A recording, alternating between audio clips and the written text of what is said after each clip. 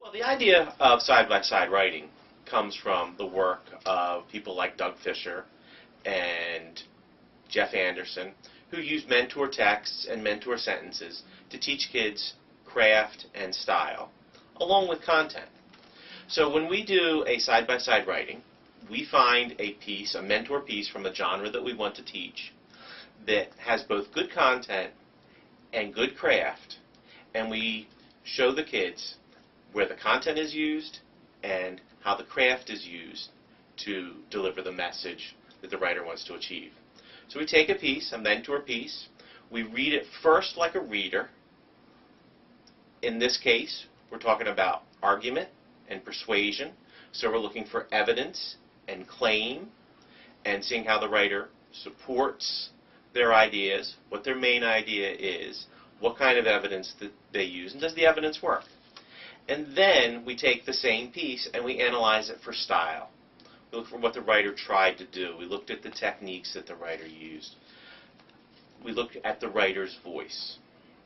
And once we have a good idea of what the writer did and why the writer did it, then we can create an imitation of the same piece.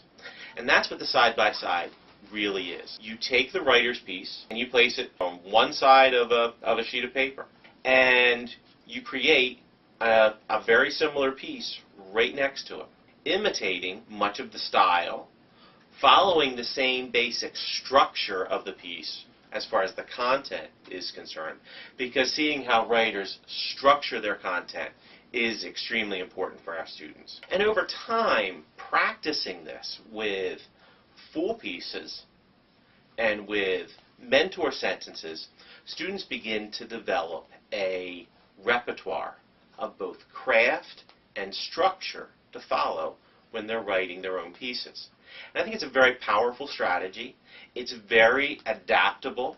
So with some students, you can give them the side-by-side piece. With some students, you break it down into frames with sentence starters. And then with some students, they just need to see it once from the mentor, particularly the ones that are more sophisticated, and then they bring in all of their knowledge to the piece, and they take what they like and what you want them to learn and put it all together. And that's when it's most powerful.